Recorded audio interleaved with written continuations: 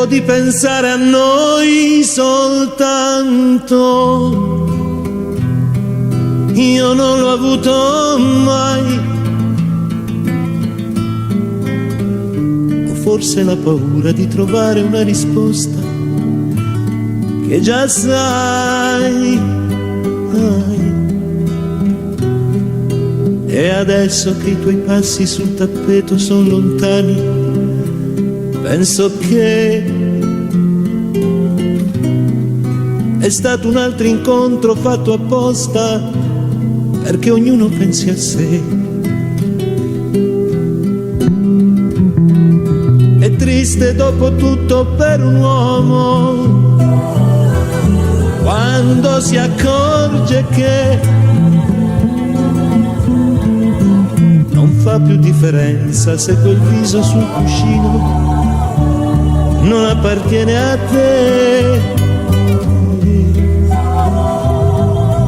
E non mi sento fiero né orgoglioso se hai lasciato il tuo fiore qui,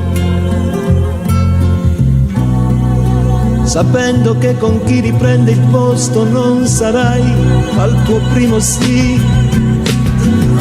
Domani si incomincia un'altra volta, la vita insieme a te sarà sepolta. È come un grosso affare non concluso, io ricomincerò ma un po' deluso.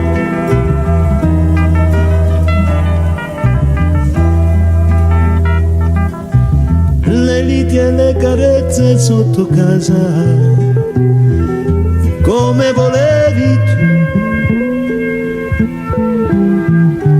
non erano che acqua d'un mulino che oramai non macinava più. La fretta di vestirsi ancora stanchi, con la scusa d'andar via, non era che la prova che fra un bacio e una carezza era morta la poesia. E poi tutti i discorsi senza senso fatti fra noi due,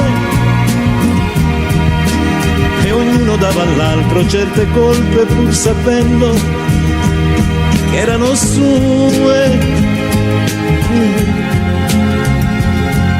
Ma poi a cosa servono i discorsi quando dentro non c'è più l'amore, quello bello, quello vero? Su, confessalo anche tu.